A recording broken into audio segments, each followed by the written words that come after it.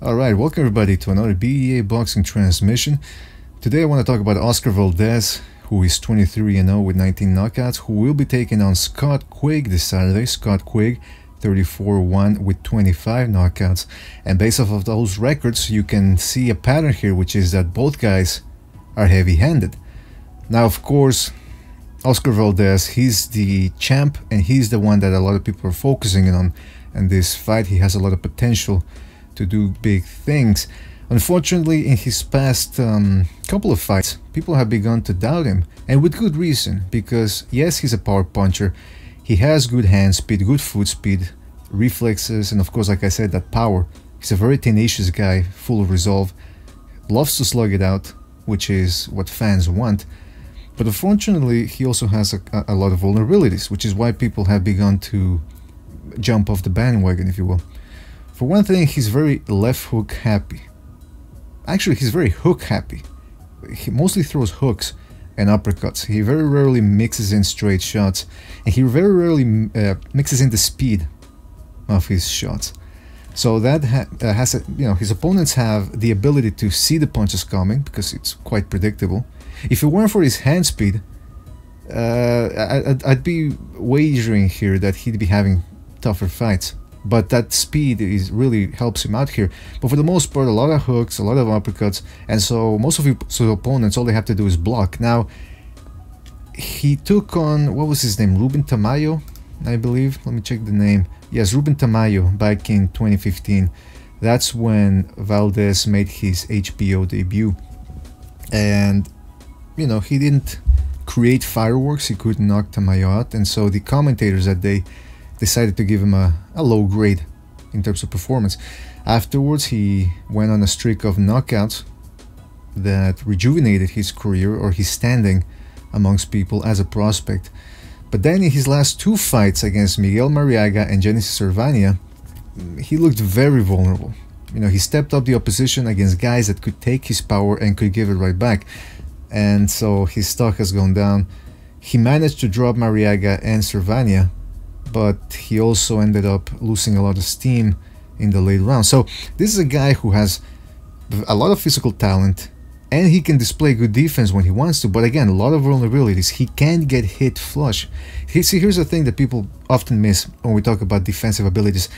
A lot of good guys out there have good defense, but the difference between a great defensive fighter and just your above average defensive fighter is how consistent one of them is with his defense. For example, what Floyd Mayweather used to do requires a lot of mental fortitude, a lot of focus. I don't think people understand how much mental energy it takes to focus on defense and to perform defensively for 12 full rounds against a professional fighter who's trying to rip your head off with his shots. I don't think people understand that. So that's Floyd Mayweather. Incredible defense and reflexes, but also the ability, because we've seen guys with good reflexes before, and they end up getting hit, knocked out, or outworked. Why? Because they're not as consistent with their defense as they should be.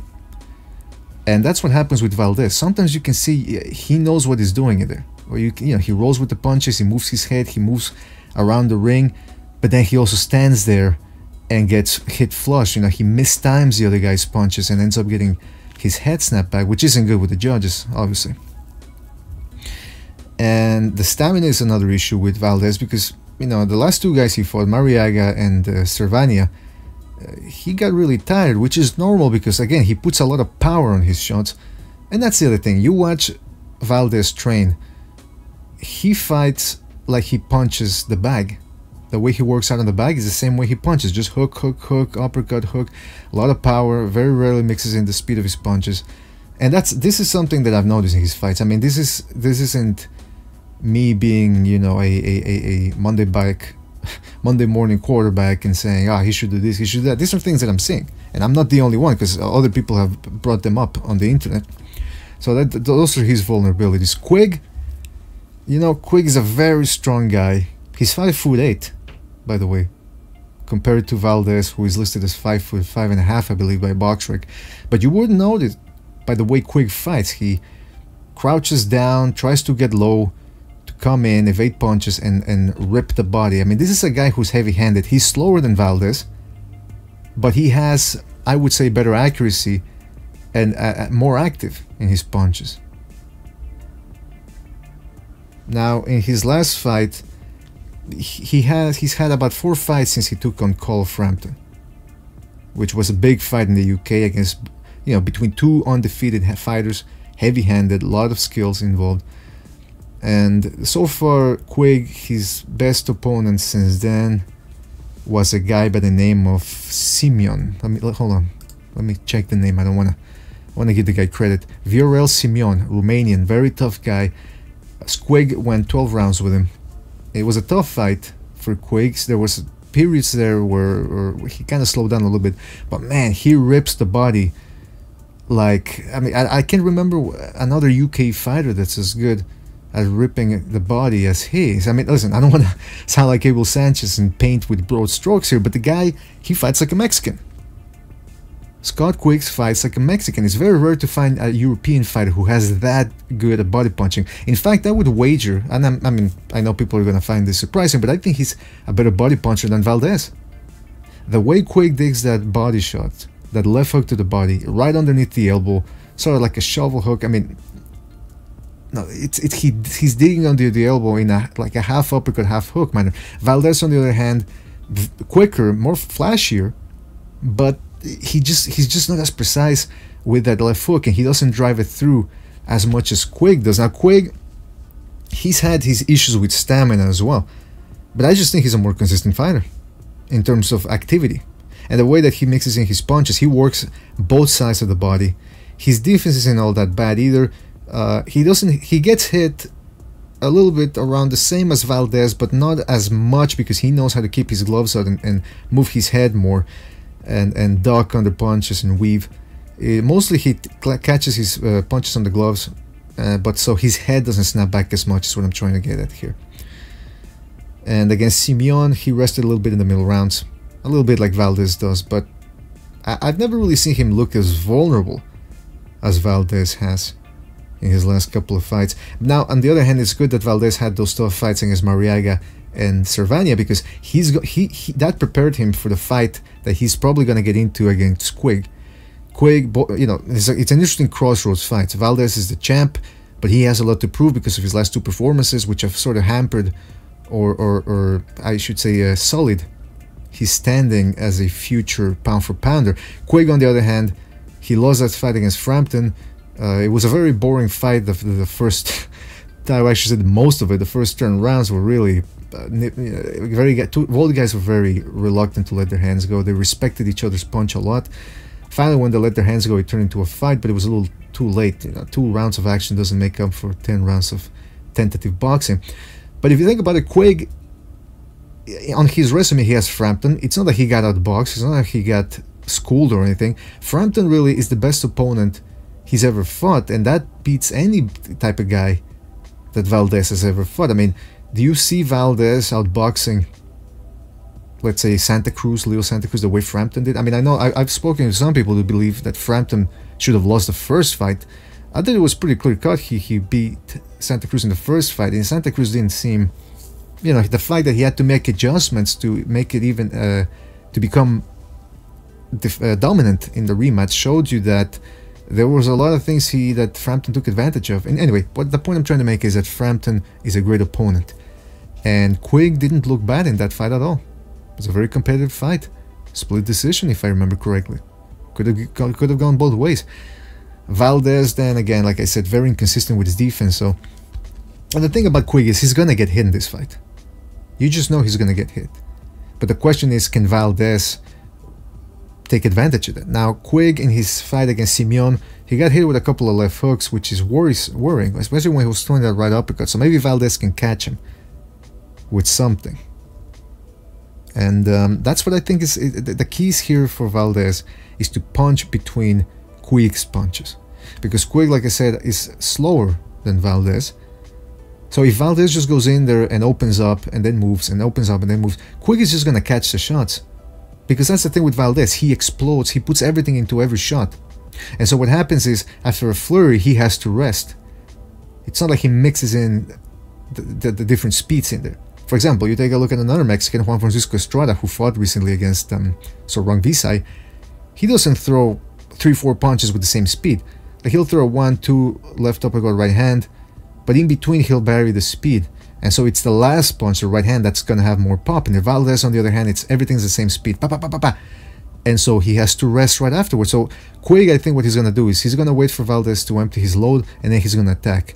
Block shots, attack. Block shots, attack. Because he can do that more advantageously than, more easily, I should say, than Valdez.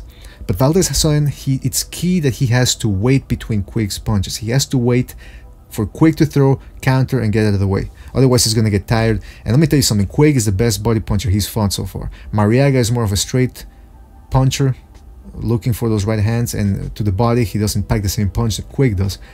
Quigg's a big guy also. And Cervania, again, not a big, I mean, decent puncher. He was able to draw Valdez, but he doesn't have that heavy left hook that Quigg has. Quigg, on the other hand, he's gonna have to tidy up his defense, because even though I think he's gonna be able to block most of Valdez's offense, he can't afford to get careless in there and get caught with one punch. Valdez can drop him. The other thing is, when he fought Quigg's last opponent was a Ukrainian guy, fast-handed, and he was able to outwork him there a little bit with his hand speed. Now Quigg didn't have much to worry about because the Ukrainian was light-fisted. Valdez isn't, and even though I think Quigg is going to be able to block a lot of shots, like I said, he can't afford to get careless in there. Both guys need to work the body as well, and obviously come in shape. I think that's a given. So what's my prediction here? I'm going with Valdez. I mean Valdez. Screw that. I'm going with Quigg. That's what I want to say. I think Quigg is more consistent. I think he's gonna be wearing Valdez down to the body, and I think his left hooks are gonna be killer. He's gonna get hit. Probably it's staggered a little bit at some point, because Valdez is no bum. The fact, his physical attributes, and the fact that, again, like I said, he is skilled, but it's just the inconsistency. I don't think he's going to have remedied that by the time he steps in there against Quigg. So I'm picking Quigg by decision, even though I have a feeling that the judges are going to be in Valdez's favor. But you know what? Even if Valdez gets a decision, I'm going to say I was wrong. Official pick, I'm saying Quigg. And anything else, I'm wrong. Alright? You got to be fair about this. You can't come up with excuses and say, well, you know, cover your ass by giving two outcomes. I'm saying Quigg by decision. Probably, you know, unanimous decision he deserves, but he's probably going to get a split decision, majority decision or something. Because that's the thing, Valdez is flashier. Like I said, he's got faster hands. And whether it's fair or not, guys, you know that the judges are impressed by flash and flare and all that. It just, when the crowd goes ooh and ah, that influences the judges as well. But my prediction is Quigg by decision. That's what I'm going with. Okay, and that's taking place this Saturday. There's also another good fight that day, Mikey Garcia against Lipinets, which I think is going to be not as good as this one, at least on paper. I don't know, I could be wrong. We've had those type of fights where you have two fights on different networks and you think one looks better on paper than the other, and the one that looked less good on paper turns out to be the better fight. But I don't think so.